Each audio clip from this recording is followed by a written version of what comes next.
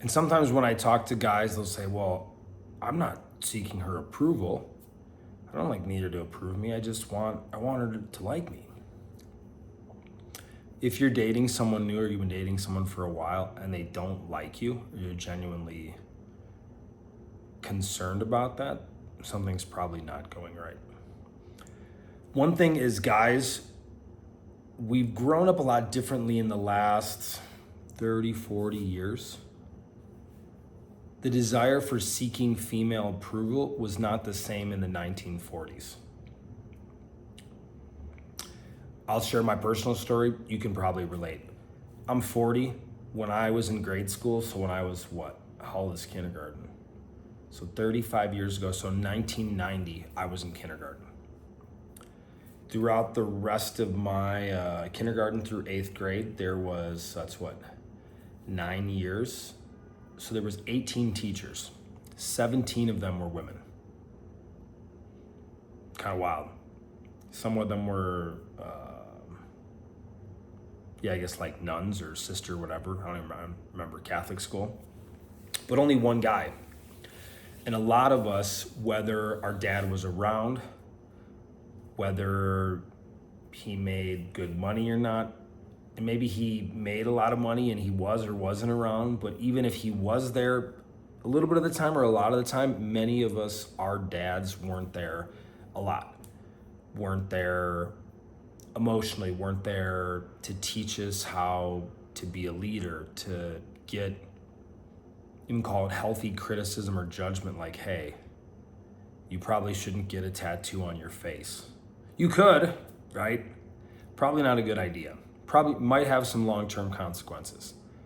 And we lack that more than ever before. So in these days, a lot of guys are seeking approval. And it's kind of interesting. We take something like shame that can come out in two extremes. That can come out of a guy going, I don't seek approval. I'm just successful. I have this car. I have $10 million. I have this house. And that's a form of shame and seeking approval. And then the guy who can't talk to any girl, who can barely function in life, who is super ashamed, so he doesn't try anything. He could actually be seeking approval as well. I take that back. Because he can be seeking approval by being super, super, super nice and not rocking the boat. And actually, he's emotionally more dangerous. Because he has no idea who the fuck he actually is. So he's actually a greater threat to himself in ways, which makes him a greater threat to others. He's being a pleaser. They're not doing anything where the other guy could be in some ways pleasing by doing everything or just telling everyone off. Why is this important? If you're staying in a relationship and you're aware that it's been seeking approval, you either got to change something real fast and very major, or it just might be better for you and for her to rebuild. And that's probably what it is. And it's actually, it's sometimes not knowing these, looking back and then quickly knowing some of them, being the guy that was staying with the girl, but it showed up differently and it was approval or was trying to give, and a lot of it was genuine. And a lot of it was just because it was a wounded part of me.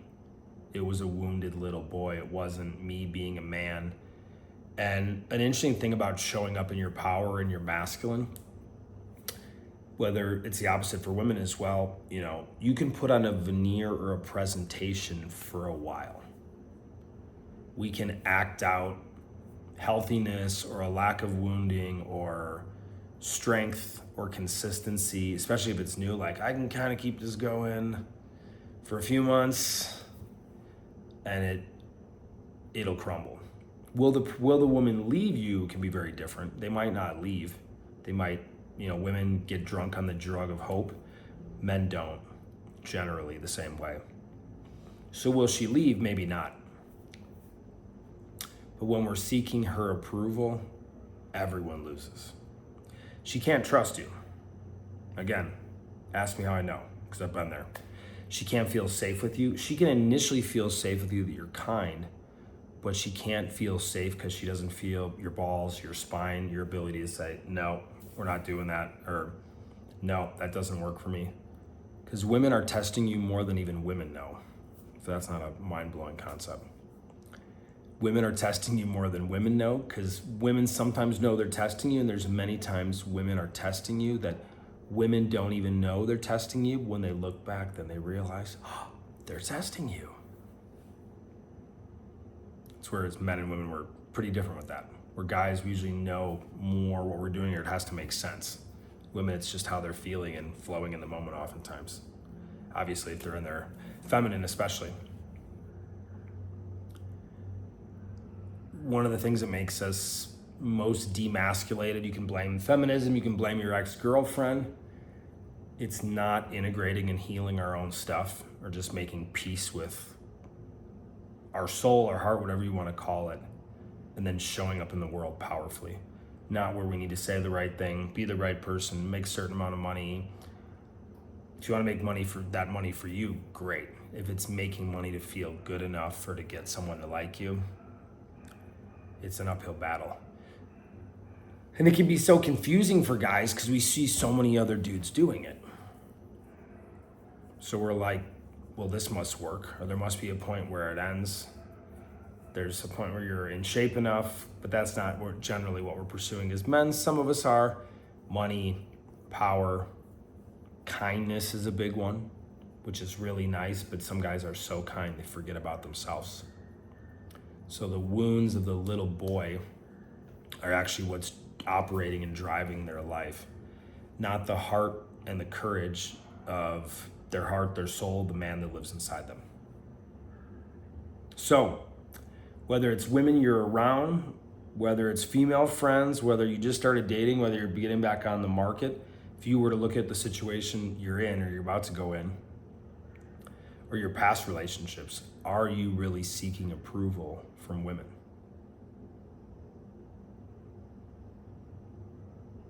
You can work with a coach or a therapist, but ultimately no one knows better than you.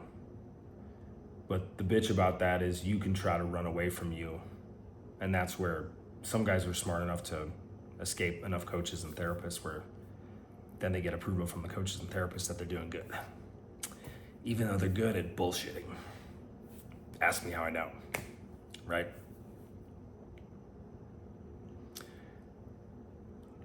I was at a party recently, and different kind of party, not a big alcohol party, not that kind of thing. I'm not really in that phase of my life. Sure, there's some booze a little bit here and there, wine or whatever.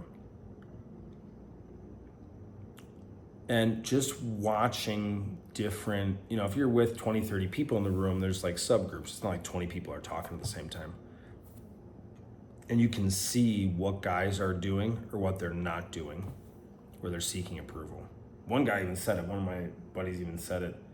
I was too nervous to go to this certain area of the party because the women were such high vibe and so pretty, or whatever he said. I don't know why he posted that in a group, but he did. Maybe that was a different way of getting approval. But it was interesting to look around and see how people were acting normal or not so much, or overly confident or meek because guys wanted approval. It was a really, really, really great room of humans. It even stood out to me as like, wow, I knew this was going to be a good group of people, but damn. And if I'm just some dude, I'm a coach, I have a lot of life experience, but watching the room, I can feel it through my male lens. The way women can sense it and feel it is infinitely more. I would say 10 times more is probably an understatement. If you're a guy, you can train to look for things, can connect with feeling into things more. But at the end of the day, no matter how much I meditate or how much ayahuasca I drink or how much journaling I do, how many social media videos I make, I don't feel like a woman. So women know when you're seeking approval, and your seeking approval self might be safer than what they've had in the past. So it might work for a while. It's absolutely not sustainable to stay in and be a leader and be connected to your heart and your balls and directing the relationship. You can stay married for 40 years. It's part of the reason I share this stuff and do what I do, because I've seen people stay together way too long, for decades, and they've said, I should have left 30 years ago. So examine how you're dating, examine how you're interacting with women. And it's not here for you to be perfect, but to keep consistently getting better. And notice, are you looking for approval? Are you that curious what she says? Are you stepping out of your integrity and your own truth because you want her to overhear you in the other room, or how you sound on a dating profile or at a party or on social media? Are you still the hurt boy that's craving for, yes, mommy's approval, because we think it's our girlfriend or some chick on Tinder? It's actually our mom. It gets weirder. Thanks for tuning in. More on that in the next couple of videos. See you soon. Ciao.